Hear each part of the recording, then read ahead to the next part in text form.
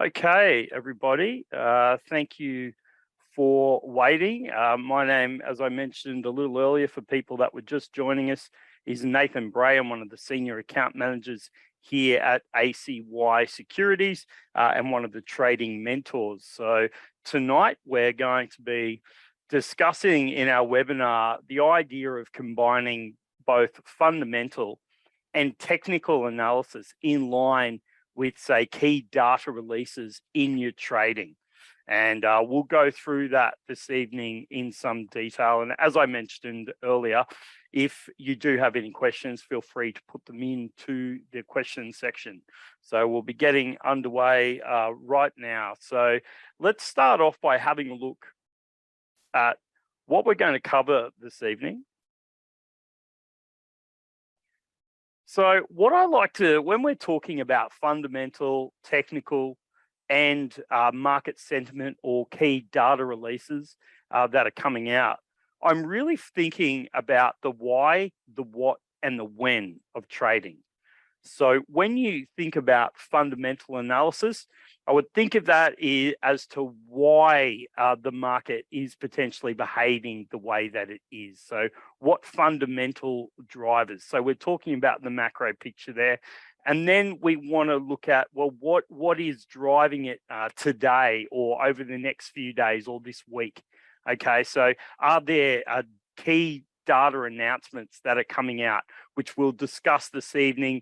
And we'll also look at past data announcements. We'll look at data announcements that have happened today. So that can give the market a sudden move one way or the other based on whether the data was positive or negative or as forecast.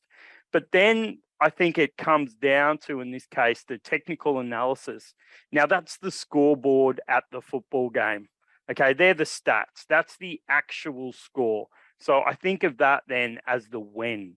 Okay, when is we've got the why as the fundamental approach. What's causing it? And then we've got what's affecting it, but then we really use our charting or our technical analysis to understand the when.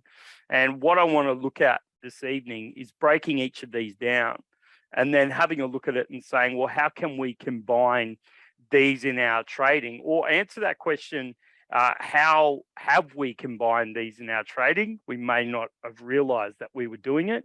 Or what happens when you can't? Like what happens when you cannot get an agreement? What happens when the fundamental analysis is telling us one thing, and yet the technical or the market's heading in a completely different direction? And then the data's coming out not in agreement. And I feel like this is the dance that we're doing as traders in the marketplace. So as we move on from this, let's start off by just getting clear and defining, okay, what are the fundamentals? When we say the term fundamentals, so let's break it into two areas. So let's think about Forex and look at commodities. So the definition you're going to get is the process of breaking the impact of, say, a political event, an economic event, or social factors. So that's effectively what is going to form the direction of the market. Okay, so, and you're really looking at, is this on the relative value of a currency or a commodity? Like what's shaping it? What breaking news events? What, as in, what policy is being created?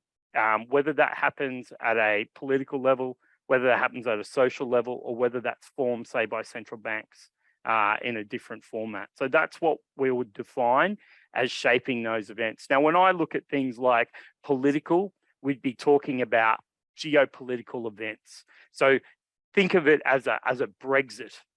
It's very political. People vote on it. Or if we think about events that are happening geopolitically in the world. So if one country suddenly decides it doesn't like another country, or we're going to, change who we're going to do trade deals with. So these things are going to politically, on the bigger picture, they're going to shape and give direction to the way the market is able to present itself. Economic, well, economic, you're looking at things like, say, interest rates, inflation. We're looking at economic data that's coming out. So social factors, well, social factors like a pandemic. So if we're having something that's affecting society from performing the way that it might do. So if you think about these types of events, what could happen? Is everyone on a holiday? Is it, is it around Christmas time? Right now, if we think about shares and stocks, a good segue into that, we would be saying to ourselves, well, is it a time when a lot of the bankers are going off to the Hamptons, okay, for a holiday? And is that going to therefore have an effect on the market? When we're looking at shares and say indices made up of shares, we're going to also be looking at, say, the macroeconomic analysis. So this is where they'll look at the greater picture, break that down and do an analysis of the industry, okay? And then break that down further and look at individual market conditions.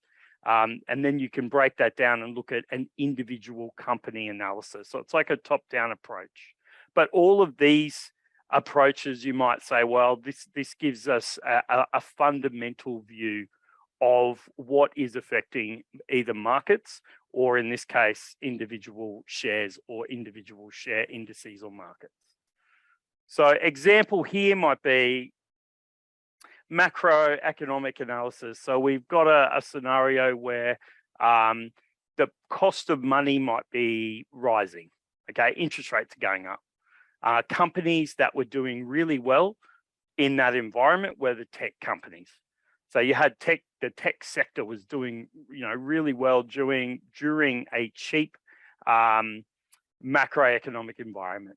Okay, they were able to borrow cheaply. They were able to create products and spend lots of money on marketing and getting it out to people and gaining customers, or in effect buying customers because interest rates were so cheap. And then on the other side, you've got maybe a situation where people's stimulus money was going out during the pandemic to lots of people. So people had all this money, which they could then perhaps spend from home in tech sector type environments, like on their Apple phone, or they're looking at, say, watching Netflix because they're in lockdown at home. So suddenly you had a number of areas that were doing really well.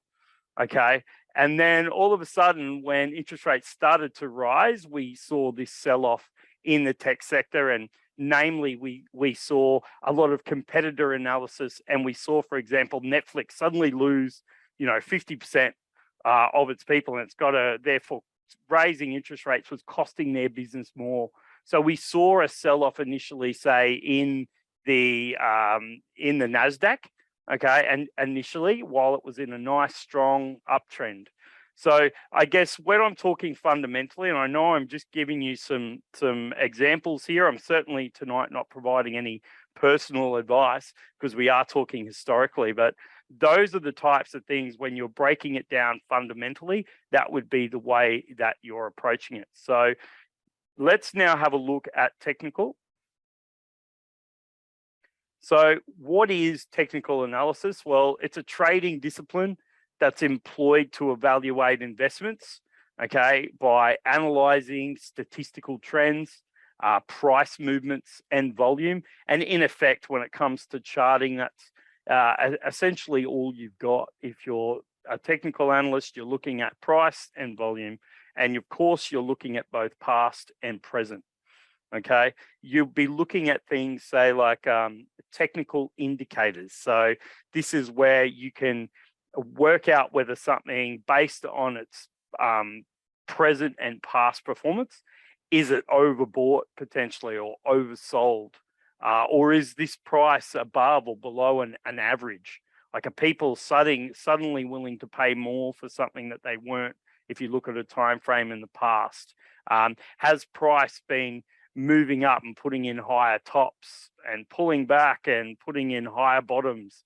All of these kinds of things. So it allows us to look at the actual statistics, or as I mentioned earlier, it's really like looking at the statistics of a sporting game and looking at the scoreboard.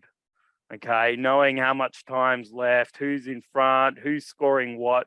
You know, who's replaced their players, who's had injuries. You know, you're looking at things you can measure, and you're therefore making decisions on your trading based on that type of information.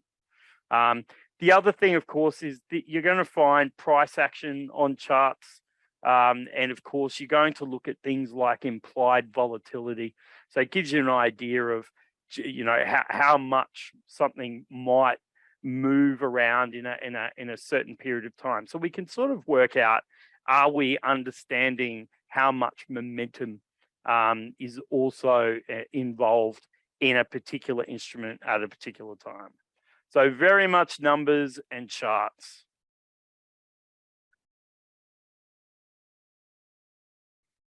Now, when we move on from there, the third thing is really what I refer to as market sentiment, all right, or we're looking at data releases.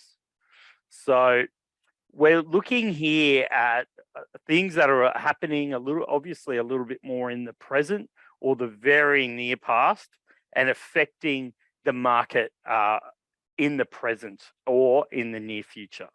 So that's the sort of time frame. You're not going back and seeing how the market or markets are behaving over a long period of time. You're looking for the here and the now, and how can they be affected? Well, you're looking at things like key news events. So I know key news events can come out. Do we get an idea of, say, how employment is traveling? How many people lost their jobs last week? And I'll show you a few examples of these in a moment. We also therefore look at the economic calendar. So we do get regular reporting, and you're going to get information that is both what we call lagging or leading. So you're getting information that may, you know, be up to 3 months old, okay, but you're getting it 3 months later, or if it's a quarterly, it might be anywhere between 3 months old and present. Okay, but it is a little bit lagging. So you need to take that into consideration as well. You're looking at things like central bank monetary policy statements when they come out. The people with the ability to either create currency, create money, create stimulus, and the effect that if they decide to do that, what effect that might have on a market or the instrument that you're trading in.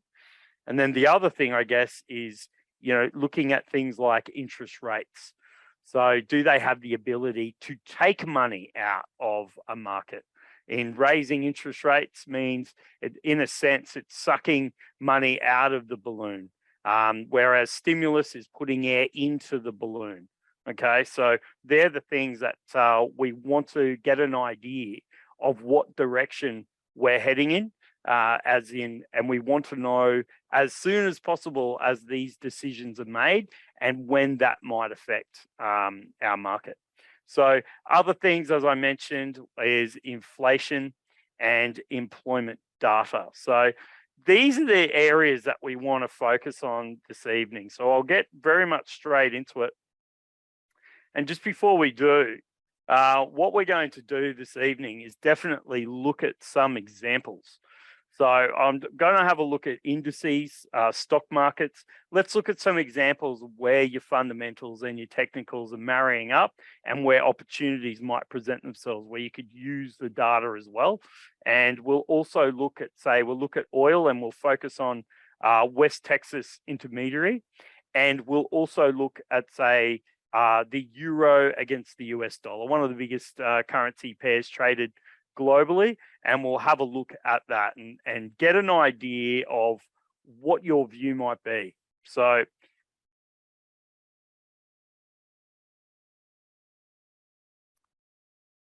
before we get into those individual examples, I just want to throw this out now rather than wait to the end. So the question is, I can show you examples and provide some logic where we're marrying the what, the when, and the why. But what happens when they don't agree? What happens when fundamentals disagree with technicals? Okay, how does that change the way you're looking to trade? And then what I want to do is dig a little deeper. into the fundamental effects, because perhaps the reason your fundamentals are disagreeing with your technicals is because what you believe are the drivers of the market fundamentally very well may not be, and it might require digging a little deeper to better understand the effects it might have.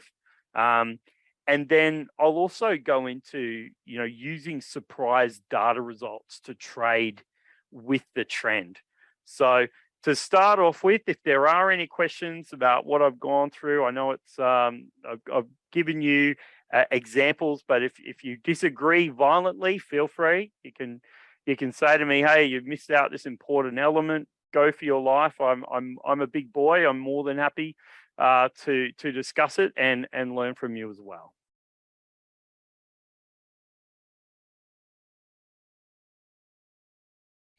Now let's open up and let's just start.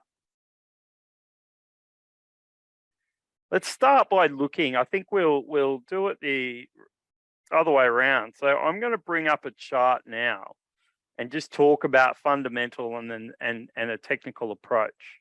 So we're going to look at the euro against the US dollar, and we're going to look at it right now over the last year or two. So no doubt you can see here, we've seen the euro very much heading south against this US dollar. We've had a strong US dollar and we've had a weak euro. So let's talk about some of the reasons why fundamental data might have given us a direction on which way this currency pair might go. So I've highlighted here in orange, okay, a pretty straightforward way. So let's say we judged it based on the euro had interest rates at, and I'm looking at around this period, around the 21st of the 11th, sort of end of last year, so 21, okay, through till about March. So what we experienced, and you can see this sort of period, we experienced the euro against the US dollar going, like it was in a downtrend, no doubt. And when I say a downtrend, technically it just means it's putting in lower bottoms, lower tops, lower bottoms, lower tops. So it's heading in a downward fashion. But fundamentally, around this time, we seem to find some pretty serious support until we reached a point where the US, and they really started talking about raising rates and in January. So the FOMC came out and started talking about in their reports that they're going to start their rate raising, in March. So the market at some point had already factored in that we had a bit of inflation. It was growing to the point where the Federal Reserve said, hey, we're going to raise rates. So the market was moving down. If we have a look here, say, late last year, the euro's moving down, but it's almost like it traveled sideways then, waiting for the Federal Reserve or the FOMC to come good on their threat, so to speak. So we had continuing higher inflation, and right at this area here, they came out and they raised. So they raised from around that 0 to 0.25, and they started raising. Whereas Europe, on the other hand, was still, negative to 0. So very straightforward. It was like, well, if I put my money, I'm going to get more interest if I put my money into US dollars. If I leave my money in euros, I'm not going to make any income. In fact, they're going to charge me depending on how your money's in there, because some of them they still had negative rates. So straight away, you've got this fundamental difference, or what they call a carry trade. So looking at that scenario, we've seen the US raise rates multiple times, and we've seen this euro really traveling south, okay, as a result. The euro finally raised rates from negative and to 0 to 0.25. Now they have 3 different interest rates that they're using in the euro, but you can see it was a pretty straightforward. The fundamental view was US dollar up, euro down. Okay, so what if I'm trading And I say to myself, all right, just based on that alone, and the Euro's also got inflation, but they're not fighting it. Okay, so that's bad for their economy. And the US are also threatening to start tapering, so, you know, increasing their money supply. They're going to start toning that down and stop buying all these. They're going to protect their currency. So whereas in Europe, they were, you know, still pretty keen to print a lot of money and provide a lot of stimulus, thus diluting their currency. So the move is down.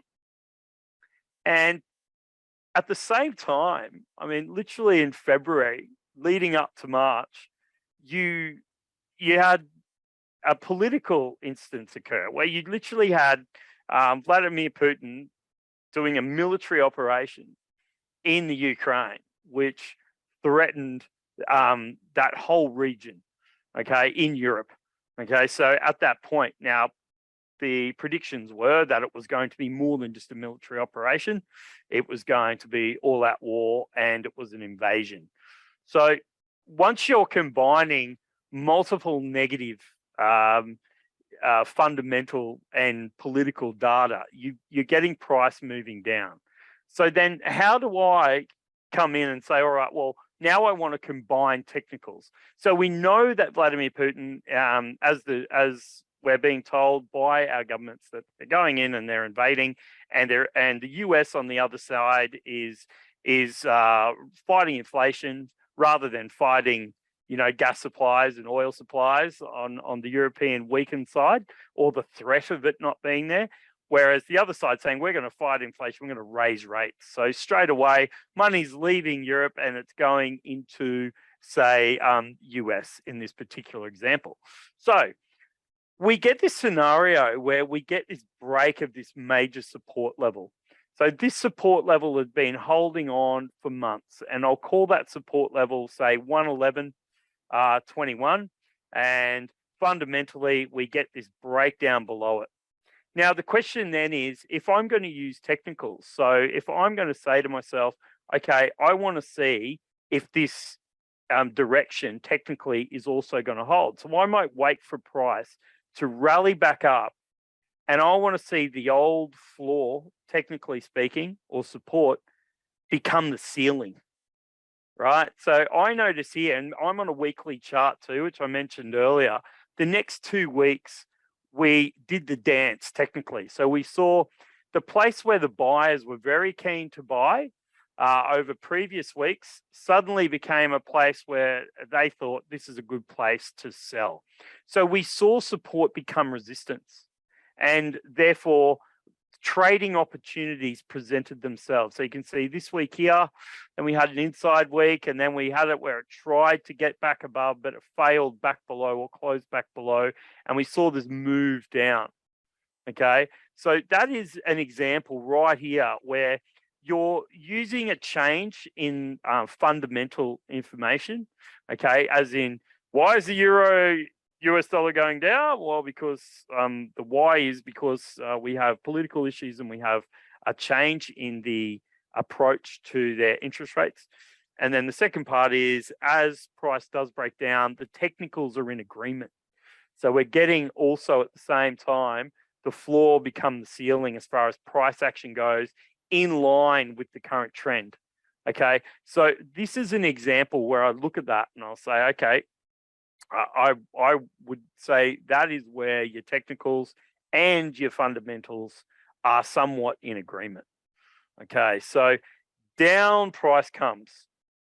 Now, if you're in a situation where you say, oh no, I've missed out, is it possible that maybe there'll be some good news out of Europe? Okay, maybe they won't shut down a pipeline, or maybe they haven't invaded their troops in, you know, you'll get actual immediate data saying, well, unemployment isn't that bad, or inflation, you know, you'll get some good news, and that will be the points where you start to say, well, I want to now, if I want to be a seller in line with this, I want to be a seller at the highest possible level.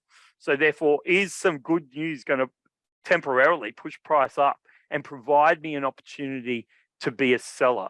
Okay, so that's where you can use you've got the why, you've got the when and the technical, And that's when you can sort of say to yourself, well, I can use the actual data announcement to my advantage and trade this down.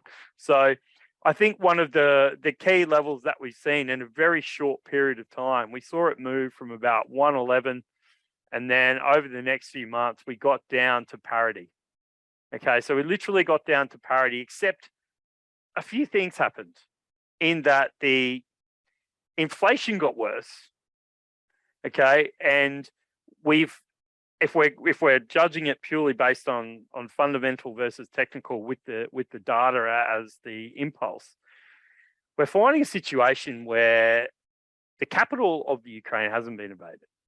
So if that was the projection, it's going to go all the way down because of this reason. We then need to start to think, well, hang on, I need to verify and judge, right, and measure.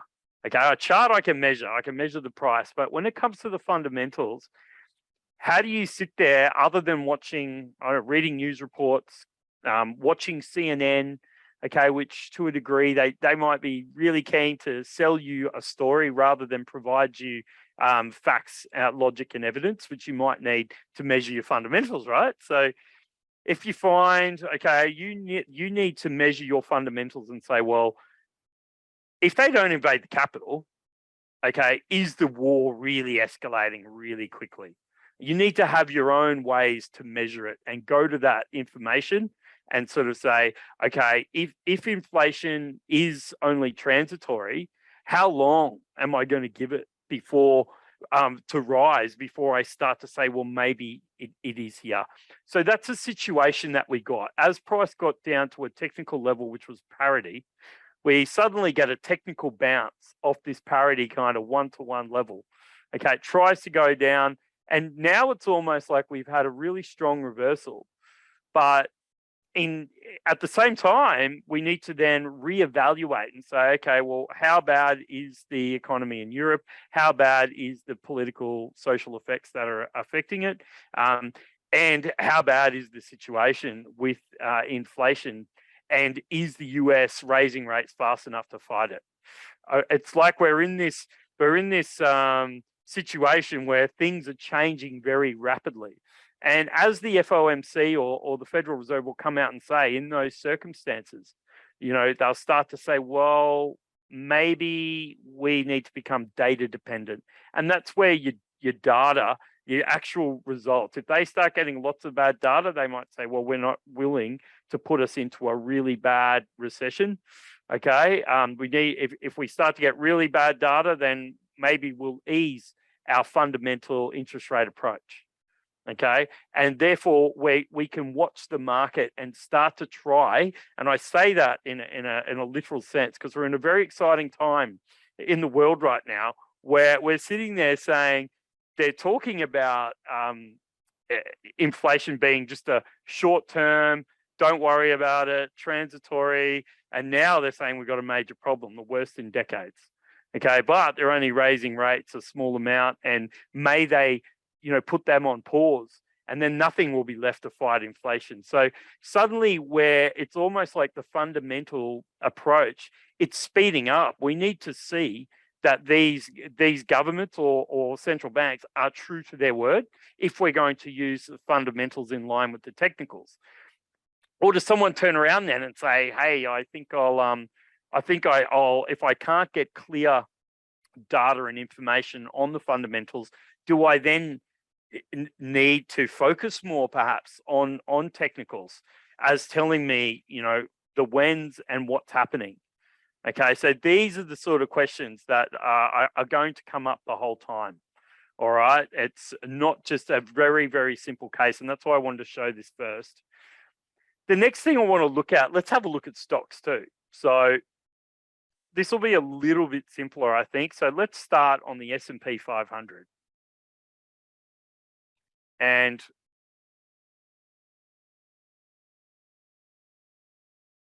let's put the S&P 500 on a monthly chart. So you can see since, and I'm going to go all the way back to a bottom here. So we're talking 2009. So we saw the S&P 500, it sold off pretty heavily during the 2007, 8, 9 crisis. And since then, you can see the price has literally been putting in higher tops, higher bottoms, higher tops. It's been this really strong trend for a long period of time. Okay, we've had a few small corrections where it's broken through, you know, major periods of support, but then got back above them pretty quickly. So if I'm looking at stocks and saying, okay, what might contribute to the rise in money going into stocks? So if I'm looking at that, I might say, well, over the last sort of 10 years, we've seen really low interest rates. So low interest rates mean that borrowing money is a lot cheaper, and therefore you could say, well, fundamentally that could be stock market positive. And let's say we look at it and say, well, what happens if they were to start to raise rates? Well, let me show you how that looked. So we saw price really going up. Let's just have a look at the time here. So this is 2021. You know, this is where the threat started, and you can see they started talking a raise in January, the FOMC, as I mentioned earlier. They didn't actually raise until March.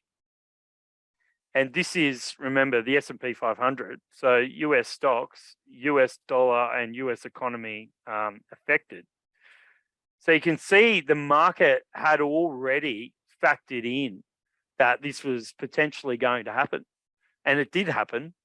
And this is where people were saying, oh, you just buy the pullback as you've done for many years, and you would have been quite successful.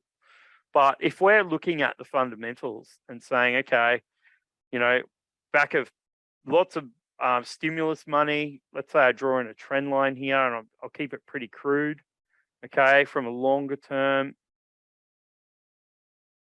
Let's go from that swing point here across this one here. So we're at a pretty strong uptrend during a period where not only were interest rates low, but we also had lots of stimulus, lots of money printing, lots of asset purchasing going on over a number of years. So the Fed Reserve, they were coming out and they were buying bonds and they were buying assets. Okay, so they kept threatening to stop, but you can see that money. From a fundamental perspective, one might have the view that money was going to go into stocks, and it did, and it kept going up for years and years and years. Okay, but when they started talking raising rates and tapering, fundamentally, where people were starting to think, oh, that could be, you know, that could create a correction, or we could look for a change of direction. And of course, it's not just that particular scenario. We also had to throw in there, we were dealing with a pandemic. We were dealing with a lot of social factors. So you've got your fundamentals, but they didn't actually raise until March, right? So till the bottom of this candle here was the big sell-off. But we're looking at the longer term view, and I'm on a monthly chart. You could have literally seen a trend line break, okay? On a monthly chart here. Now let's go to a weekly chart. And this is where you're looking at your technicals to say, okay, well, this apparently is what's going to happen. But I want to see what the buyers and the sellers are actually doing. So we can use what they're up to our advantage. So let's just draw in a few examples here. So this is now on a weekly chart. And we're seeing something where we get this very negative candle all of a sudden. And this was the 16th of the 1st, 2022. Now, then we started to see a lower top previous, and this is where I'm combining the technical. So we're saying I've got this fundamental view of how it might affect the big picture. But suddenly you've got this, okay, well, this previous level of resistance in an uptrend as it's been doing could become support, right, at 4,550. And suddenly you get this sell-off right through not only that level of support, but through a level right around that 4,500 level. And we get a strong break that week and a close below it. And then what happens is you're saying, well, okay, fundamentally, and this is looking at, say, the 16th of the 1st. Okay, so this is when they're predicting March, they're going to start raising. So then we're watching price action using our technicals in line with a change that may be occurring in the fundamentals. So suddenly you'll notice here, this level of resistance, okay, at 4,550. Price gives us these technical tweezers where that support level becomes, that floor becomes a roof. And we're putting in lower tops and bottoms. So we're getting a really early indication of a change. And if we're getting now data coming out that's matching or becoming more negative, that can be negative for stocks. Okay. So we're using the three, the why, the what, and the when, okay, in these scenarios to try and combine them to look for trading opportunities. And of course, no one knows what's going to happen, but we are saying to ourselves, what trading strategy can I utilize to start to combine these elements in one? Now, if we keep following this particular trade down, if we go down to even the next major level of resistance, you can see where it's trading up to around that level now, this sort of previous level of support and resistance there. So we're looking at sort of 42 now. It's been down as low as, so it's been down as low as about 36. So that there is the examples I'm using where fundamentals that you see change. If there's then a change of direction technically and data is starting to support that, can you utilize that in your trading? So let's say, let's look at where we're at right now. What's changed in the US? So if we think about US stock markets, we would say that there has suddenly been, has the tapering been going on like we were told in January? Have they? And have countries like started to provide more stimulus or more money printing? And we've seen something very similar happening in the ECB. So Christine Lagarde came out and said, oh, look, we're going to continue bond purchasing. We've had spending bills come out of the US in the tens of billions. We've had the tech sector being given money. We've had, you got to remember, we've had money being created now under different names. So if you're looking at your fundamentals and you might be thinking, oh, well, the whole stock market's going to go down, you then need to be careful and say, well, what happens if they change the names of what stimulus is and call it under some different name, or helicopter it in, as they refer. So they're helicoptering it in to say just the tech sector. So if we have a look at, say, I'll just move it over now to say the NASDAQ. So here's the NASDAQ on a weekly. Now, the NASDAQ, of course, fell the furthest. So we're literally looking at a big move from the top down. So it technically went into bear market at first. And then you had, which they refer to, 20%. If something's going down more than, say, 20, 23%, okay, from the top, then it's gone from being a correction into a bear market.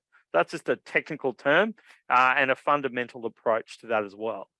But what we're seeing now is a very quick bounce back up. So if this correction is continuing, why do we have just such a sudden big move going back up? So that's where you start to look at it and say, well, it's closed above previous support, becoming resistance. In fact, it's putting in higher highs, and it's all happened within the last, month, 6 weeks. Okay, whereas before it was quite a strong move down. So then you've got to say to yourself, well, have the fundamentals been factored in? And we'll look at that with oil in just a moment. But have the fundamentals been factored in? And the other question then is, has something changed? Like, is there more stimulus? Is there more money going into the stock market? Did they taper, or in this case, had they created spending bills to go into particular assets? And I know, look, I don't want to get political about it, but I know there was certainly some talk about a certain leader in the US that went to Taiwan, and her husband was doing a lot of trading in the tech sector. And I know at the White House, they asked Nancy Pelosi straight out. They just said, so when you guys have dinner, you and your husband, he trades tech stocks at very high amount. Do you guys talk? Do you know what I mean? Like, so you've literally right there potentially got a scenario where suddenly they're talking about spending bills, putting money into the tech sector, and there's a conflict of interest. So this is where I guess I'm saying, these outliers can occur, these events, and that to me would be more of something that could affect market sentiment. What if Nancy Pelosi turned around and said, oh yeah, we're not going to go ahead with that spending bill into the tech sector? And I know that was to do with computer chips, etc. What if there was a change? And these are the things that we need to keep an eye on. And that's where using your technicals, understanding fundamentals and the changes that can occur in the market sentiment or with the data. So at the moment, I'm looking at this and saying, how long could this fact that it has broken major support levels here? I mean, is this going to become support? And that's where, without the extra information or the knowledge that is the spending bills continuing, or is the European Union, the fact that they're printing a lot more money, is that providing some support into the American stock markets, which they have done previously. So therefore, I feel like it's very important to really make sure that you've got an idea of changes that can occur, okay, fundamentally, and not just go along with, their one notion the whole time. You need to say, well, where did things potentially change, and where does the market actually factor that in? All right, so let's go now and finish off. I want to have a look at oil. So, and we'll look at West Texas Intermediary.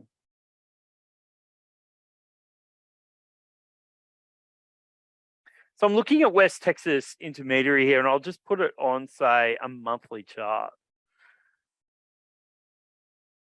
So here we go here. This is a major resistance level. So we're looking at price around 114. When the war broke out, okay, so we're looking at price at the moment is below the price where it was when the alleged invasion occurred in the Ukraine.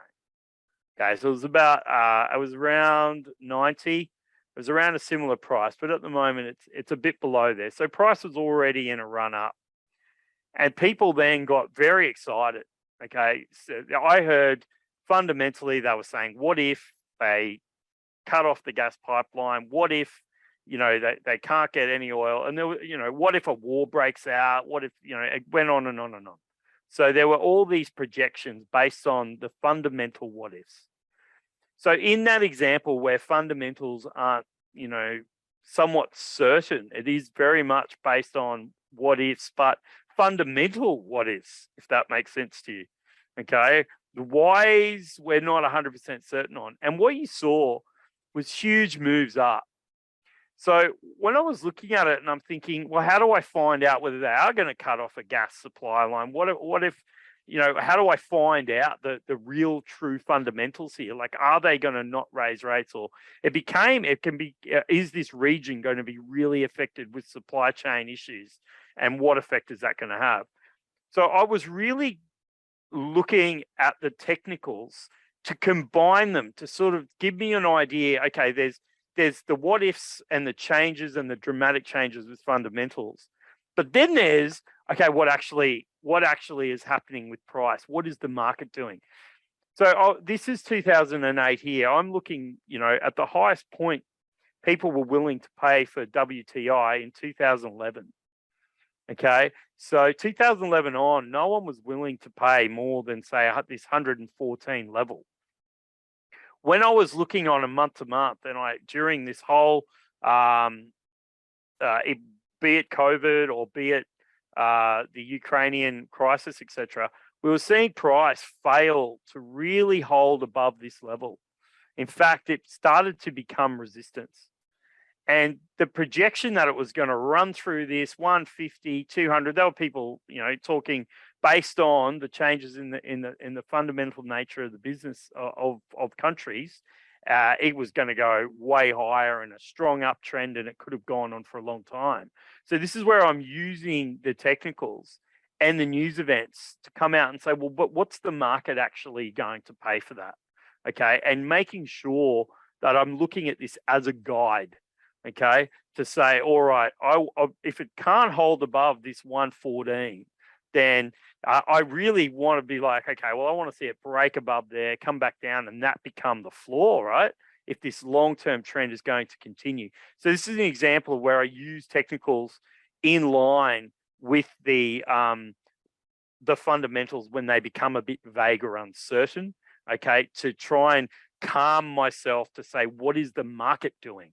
Okay, and using it in that sense. Now, quickly to finish off, let's have a look at gold. Okay, so one of my favorites, let's look at gold USD on a monthly. So on gold USD on a monthly, similar type scenario, I call it the COVID top, a fear trade where the fear really kicked in. And then I call it the Ukraine Putin top. Okay, let's just call it that. No offense to anyone, but you can sort of get an idea here of what we experienced, where these sudden spikes up and a big sell-off. So when I saw a similar type scenario happening with gold, just like oil, I was looking at it going, okay, how, because it might have taken a year before we realized that, COVID meant you had a 99.97% survival ability, right? Or countries, we didn't have massive death tolls again, which were predicted, luckily. And no doubt, thanks to a whole bunch of, policies and pharmacy, whatever it was, okay? Whatever it was, we can use what the market is thinking or what price they're willing to pay and how quickly it can reject from these levels. All right, very similar scenario. And that there, I was using the technicals in line with the fundamentals. And once people start talking recession, we've seen, really fundamentals change and oil start to sell off, meaning, people are going to use less oil. So these are the types of things that I hope everyone got some value out of, looking at the big picture, the bigger charts, working it all the way down to data events that could affect it in the short term. Now, any questions at all, folks? I know I've been going for some time now, so feel free to send through any questions. I'd be more than happy to have a chat to you about those.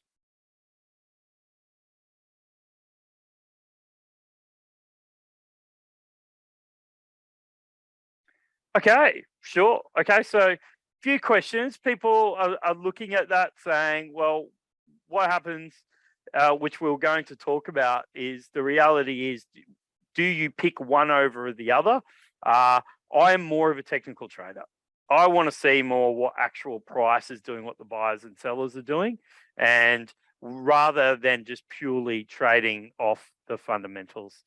It's not something that I'm familiar with to that degree, but I have also, I'm aware that these changes in fundamentals obviously can, in these examples, change the entire price structure as well. So you might find that one is leading and one is lagging. Yeah, no problem. Okay, so any other questions? Look, I'll stop the recording of the webinar now. So it's been a pleasure talking to you, and I've got a few questions here. I'm happy to answer those and have a chat to you. So thank you very much, everybody, for your time. And at ACY, we look forward to working with you. Cheers.